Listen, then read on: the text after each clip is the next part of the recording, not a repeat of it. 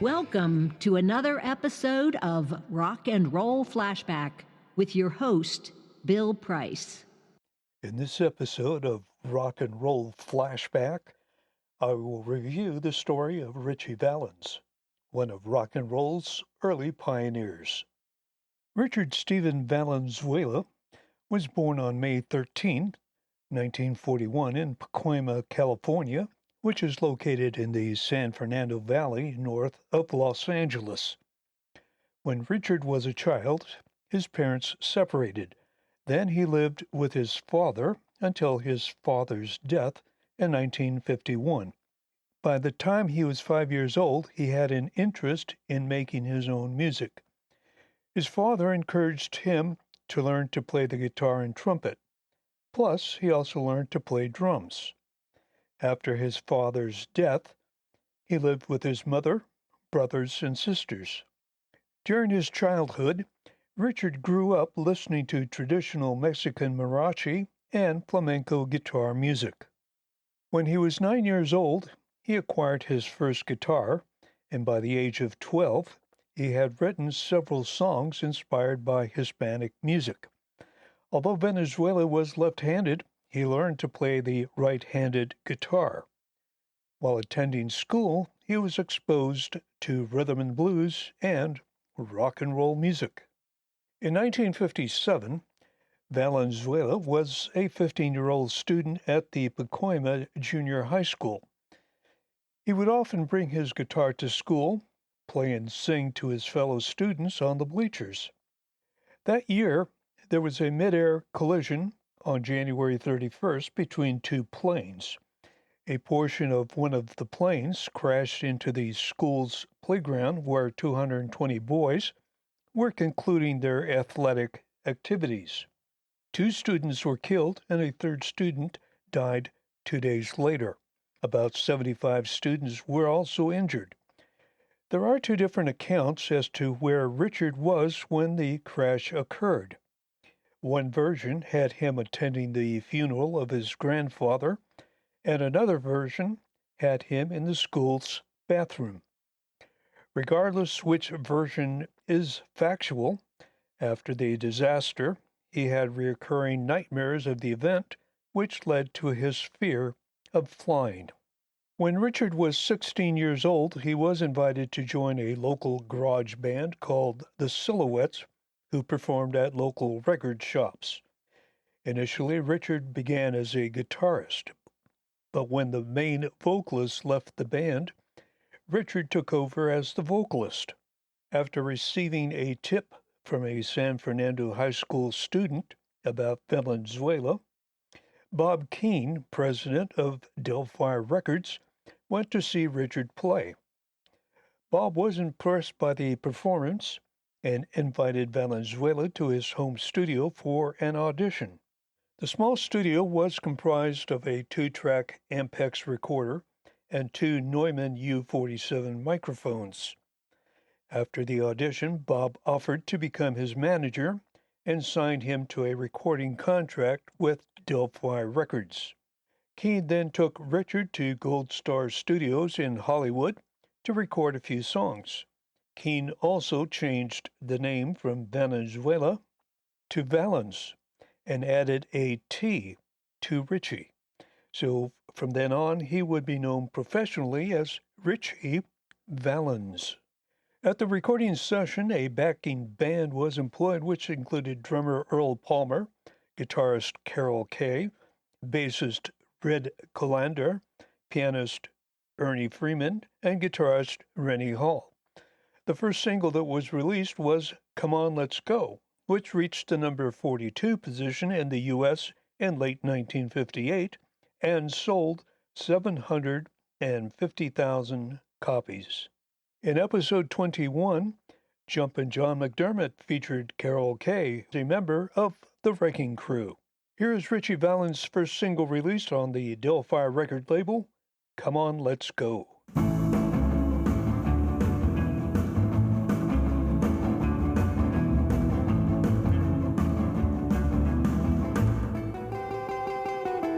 Well, come on, let's go, little darling. And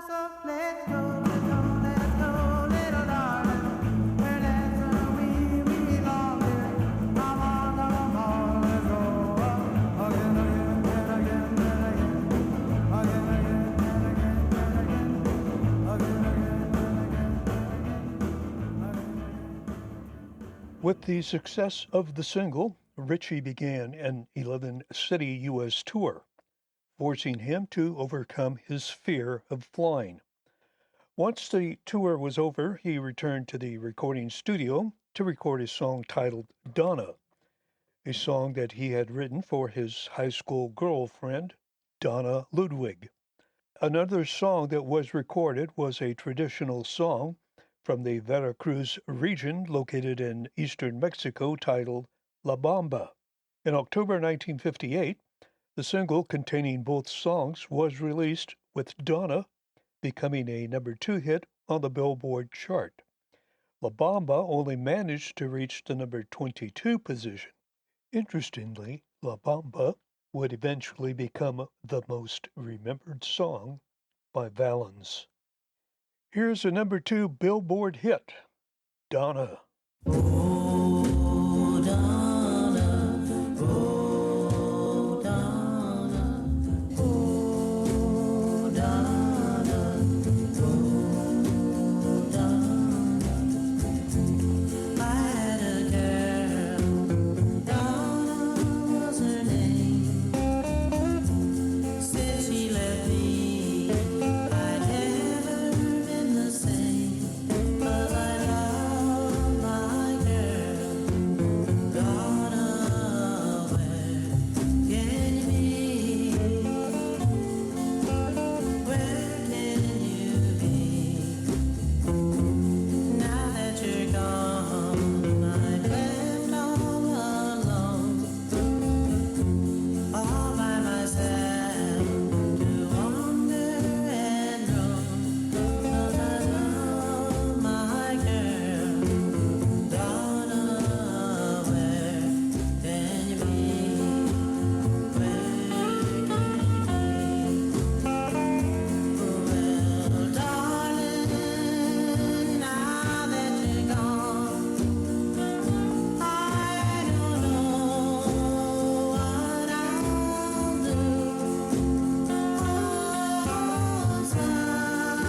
I've had all my love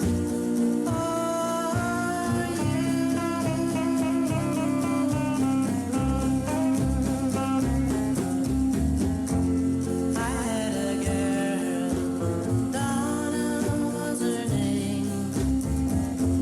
Said she left me, I'd never been the same. 'Cause I love my girl, Donna, where can you be?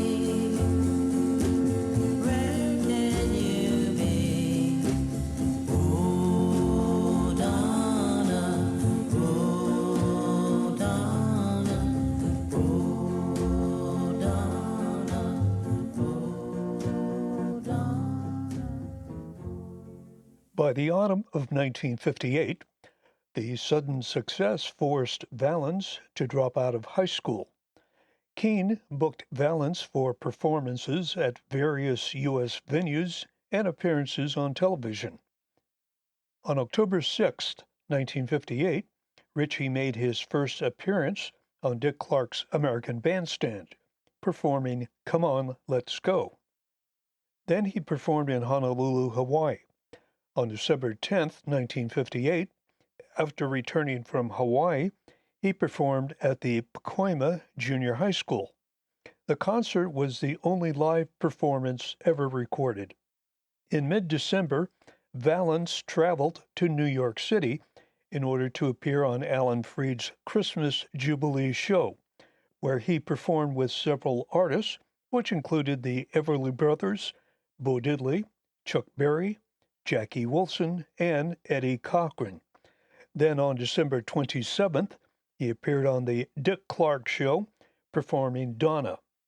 While in New York, he performed in several shows, including an appearance at the Apollo Theater. After returning to California, Ritchie performed at the West Covina High School along with Sam Cooke. Valens was part of the 5 artists that comprised the Winter Dance Party Tour, appearing with Buddy Holly, the Big Bopper, Dion and the Belmonts, and Frankie Sardo. The tour was scheduled to begin on January 23, 1959, in Milwaukee, Wisconsin. Unfortunately, from the beginning, the tour was plagued with weather and logistical problems. To begin with, the tour bus was unheated and broke down twice.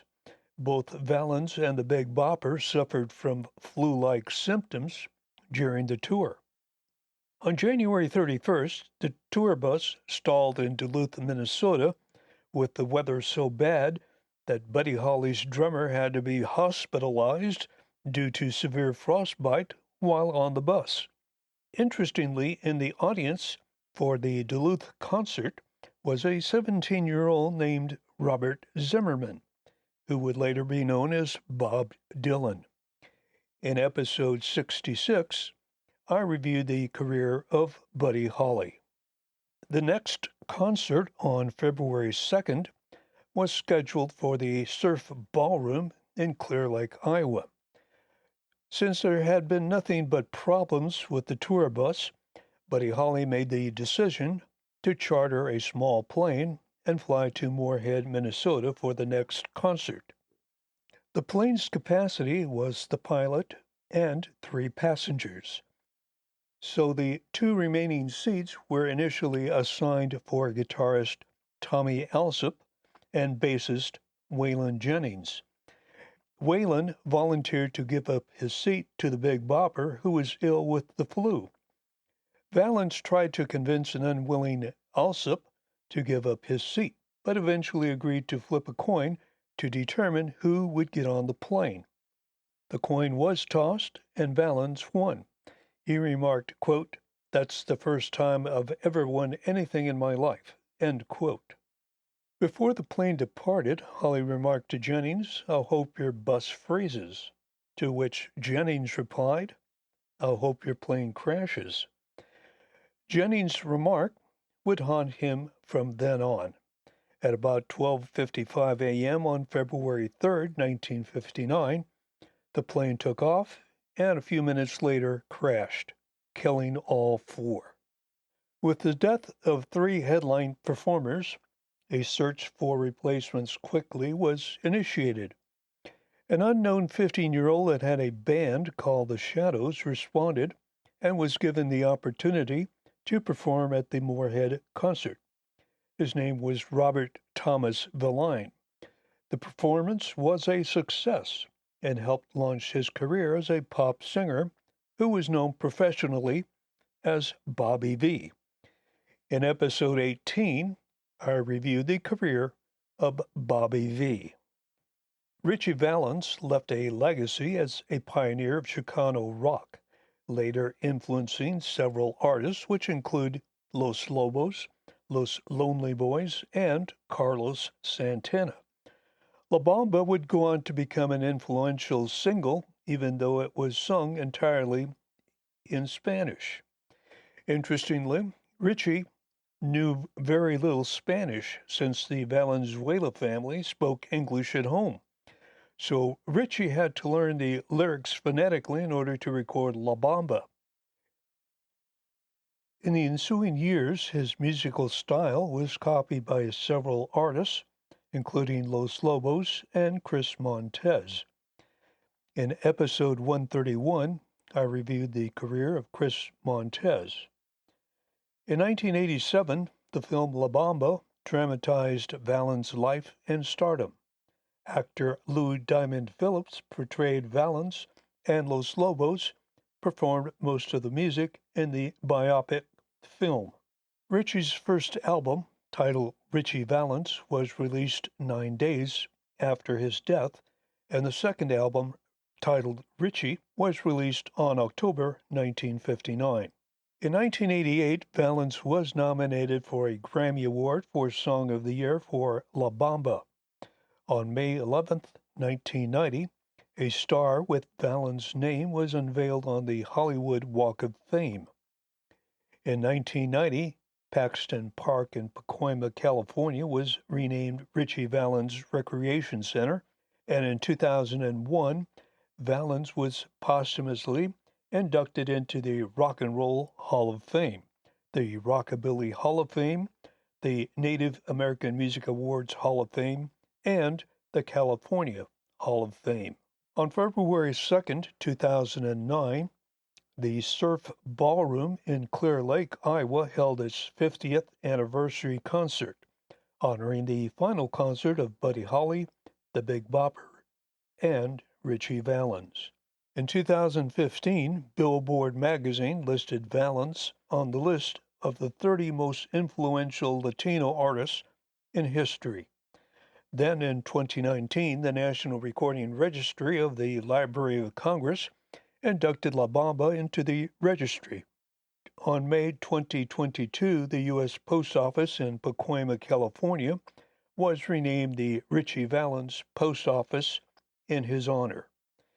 Ritchie Valens' discography encompasses 2 studio albums, 1 live album, 7 compilation albums, and 9 singles. I'll conclude this episode with the song most identified with Ritchie Valens, La Bamba.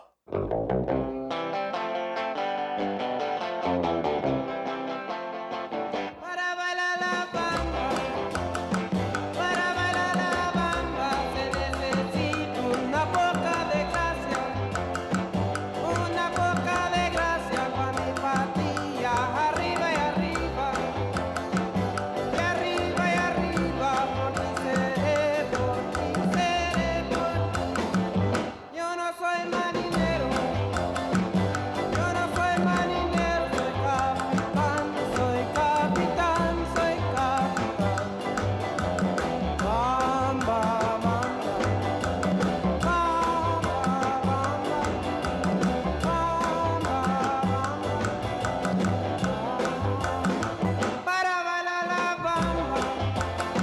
para bailar la bamba, se necesita una poca de gracia, con mi patilla arriba y arriba.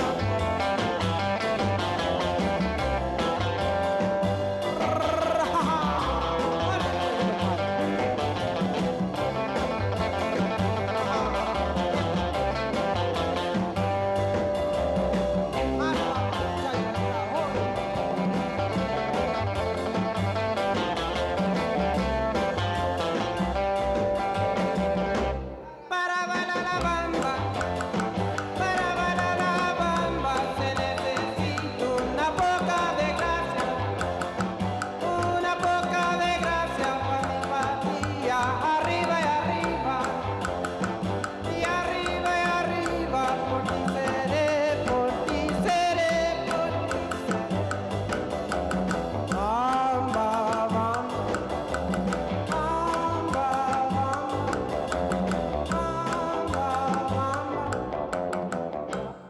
This has been a look back at one of the pioneers of rock and roll, Ritchie Valens, his rise to fame and career that was tragically cut short. And until next time, I'm your host, Bill Price. So what?